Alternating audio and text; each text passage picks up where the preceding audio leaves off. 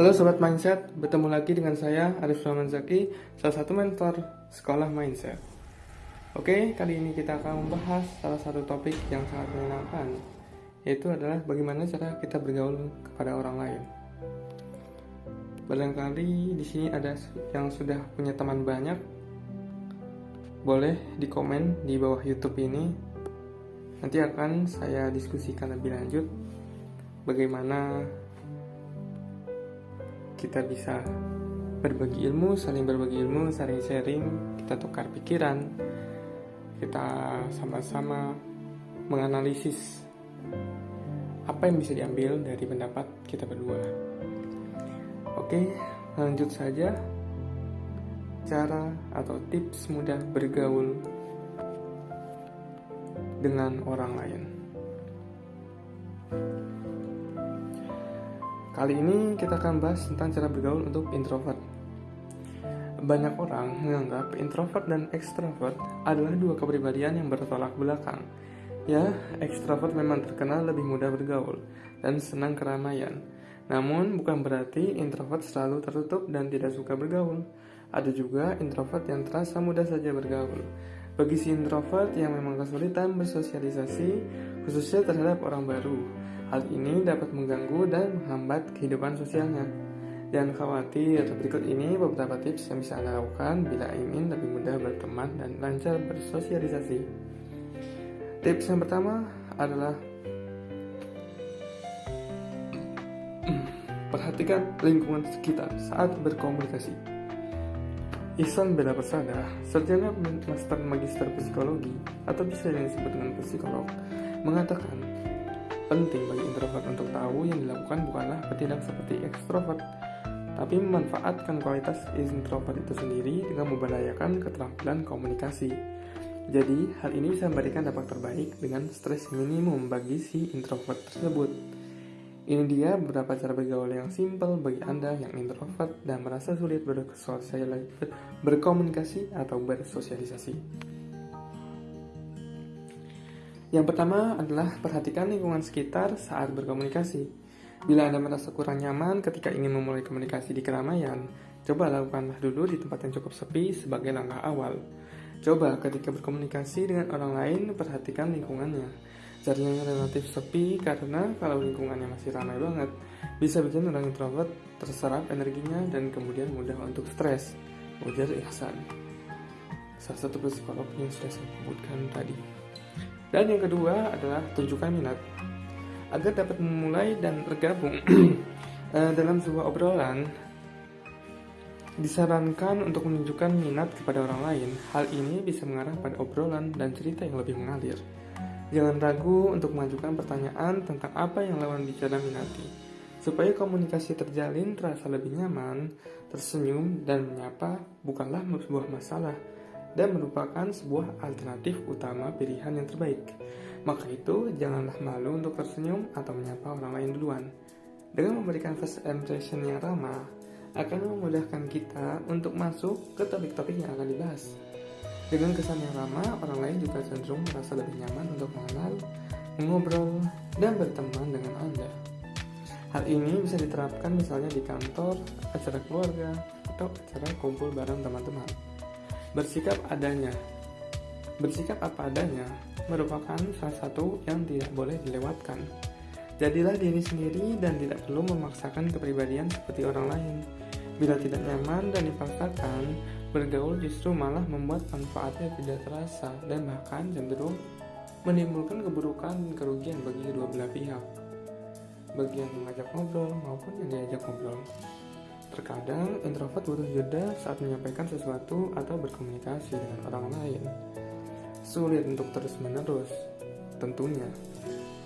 Jadi, sampaikan saja kalau Anda lagi butuh waktu untuk berpikir sejenak. Bersosialisasi dengan alasan yang tepat.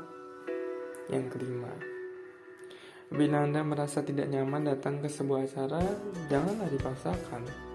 Namun sebelumnya, jangan lupa pertimbangkan lagi. Apakah acara tersebut benar-benar penting? Apakah akan merasa bersalah bila tidak datang? Tenang, mengambil keputusan seperti itu akan pelan-pelan membuat Anda terbiasa. Hal yang penting, ikuti kata hati dan selalu coba jalani komunikasi yang baik. Usahakan untuk membangun kehidupan sosial yang positif dan membawa rasa bahagia. Yang keenam adalah jadilah pendengar yang baik. Ketika sedang mengobrol, jangan lupa juga untuk mendengarkan orang lain dengan baik. Sebisa mungkin menjadi kebiasaan memotong pembicaraan, karena akan membuat percakapan menjadi tidak nyaman. Selain itu, yang tak kalah penting adalah saling menghargai pendapat satu sama lain ya. Dan juga tidak lupa berilah pujian bagi partner atau lawan bicaramu, supaya pujian tersebut dapat diberikan dalam porsi yang wajar, tidak berlebihan ataupun tidak terkesan palsu. Suatu hal yang diucapkan secara tulus kepada orang lain biasanya akan membuat suasana lebih menyenangkan, lebih cair, dan lebih bersahabat. Kemudian selanjutnya, tidak masalah bila Anda merasa canggung atau merasa gagal di awal bersosialisasi. Hal ini memang membutuhkan waktu dan latihan agar cepat terbiasa. Pentingnya tetap bergaul meski introvert. Menurut Ihsan, berinteraksi sosial tetap penting bagi orang introvert. Ini karena kita sebagai makhluk sosial tidak bisa hidup sendiri. Dengan berinteraksi sosial bisa membantu orang introvert dalam memecahkan permasalahan yang dialaminya. Selain itu, interaksi sosial penting karena dengan adanya interaksi akan ada proses penyaluran emosi antara satu individu ke individu yang lain. Nah, ini bisa membantu meningkatkan kualitas hidup atau kesehatan psikologis bagi si individu introvert tersebut. Tambahnya, jadi jangan ragu lagi ya untuk bersosialisasi. Hal yang penting tetaplah jadi diri sendiri. Bila butuh bantuan psikolog, coba hubungi ke pihak yang profesional.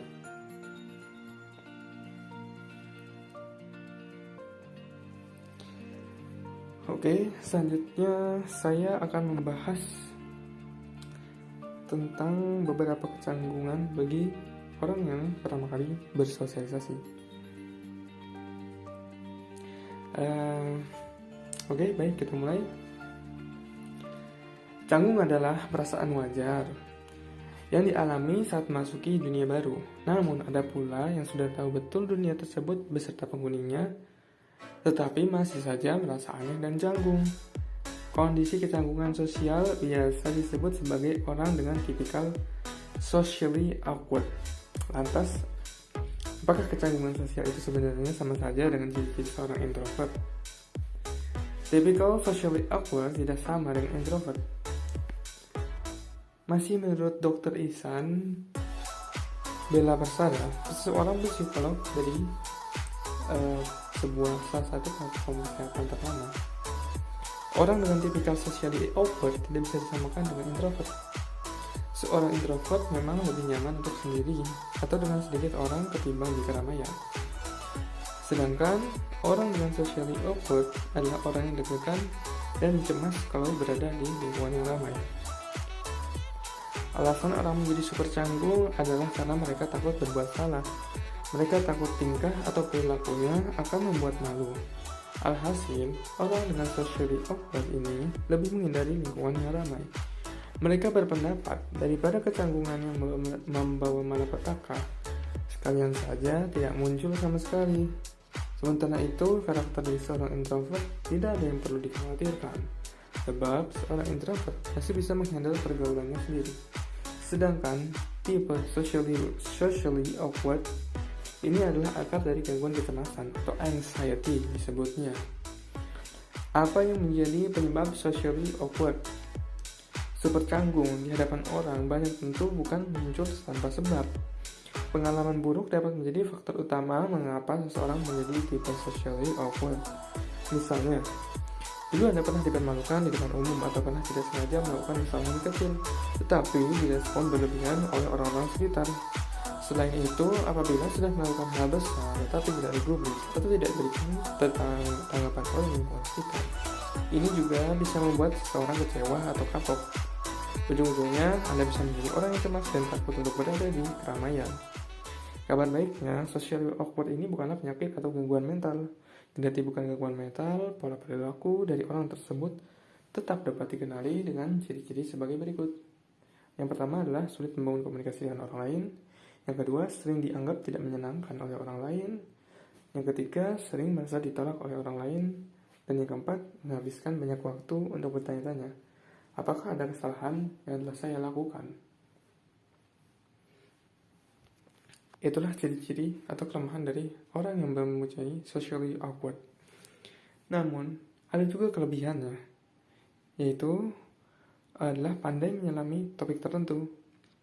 Mungkin rasa kiku bisa berujung pada gangguan kecemasan, namun itu tidak selalu terjadi. Ada keuntungan juga apabila Anda adalah seorang tipe socially awkward. Ya, seperti yang sudah disebutkan tadi, pandai menyelami topik tertentu, orang socially awkward memang sulit membicarakan percakapan ringan dan basa-basi. Tapi jika sudah menemukan topik yang cocok, ia akan menjadi mitra bercakap yang baik dan memberi pengetahuan atau pengalaman berbeda kepada lawan bicaranya. Punya perspektif yang unik. Dilansir dari Healthline, psikolog Tashiro mengatakan dalam bukunya yang berjudul Awkward, The Science of Why We Socially Awkward and Why That's Awesome, orang-orang yang canggung secara sosial cenderung melihat dunia di sekitar mereka dengan cara yang berbeda. Mereka mungkin kurang memperhatikan isyarat sosial atau menangkap emosi, tetapi mereka terdorong ke pendekatan yang lebih sistematis dan ilmiah. Perspektif unik ini mungkin berasal dari perbedaan otak, di mana biasanya perbedaan tersebut terbentuk dan terhubung dengan kecerdasan maupun prestasi tinggi. Pikiran orang yang canggung cenderung menjadikan mereka ilmuwan alami, karena mereka pandai melihat detail, mengambil pola dalam detail, dan mengambil pendekatan sistematis untuk memecahkan suatu permasalahan. Tips untuk orang socially awkward. Tidak perlu berkecil hati bila Anda adalah seorang socially awkward. Anda tetap bisa melatih diri untuk lebih nyantai di kerumunan dengan bantuan sahabat. Atau coba tips atasi socially awkward seperti ini. Yang pertama adalah latihan. Jangan anggap remeh yang namanya social skills. Jadi Anda bisa berlatih dan memaksa diri untuk keluar rumah dan berbicara dengan tetangga sekitar. Latih diri sendiri hingga perasaan janggal ketika bertemu orang hilang seiring berjalannya waktu. Pengulangan sangat penting. Jangan ragu juga untuk berjabat tangan. Bersalaman sudah menjadi tradisi jika kita berkenalan dengan orang baru. Tak apa jika kita merasa kaku pada awalnya, namun Anda harus berani untuk berjabat tangan ketika berkenalan dengan orang lain di lain waktu atau di waktu selanjutnya. Ketiga adalah tidak perlu menyangkal jika rasa janggal muncul. Pasti muncul rasa janggal atau tak percaya diri ketika bertemu dengan orang baru. Jadi Anda tak perlu risau harus menyangkalnya, sebab tidak hanya Anda saja yang merasa aneh, orang lain juga merasakan hal yang sama kok ketika bertemu dengan orang baru. Jika kecanggungan terlanjur, jadi gangguan kecemasan yang sampai menghambat aktivitas, kamu boleh kok konsultasikan hal tersebut ke dokter. Oke, sampai sekian ya pembahasan kita hari ini. Wassalamualaikum warahmatullahi wabarakatuh. Jangan lupa klik like, share, komen, dan subscribe. Thank you.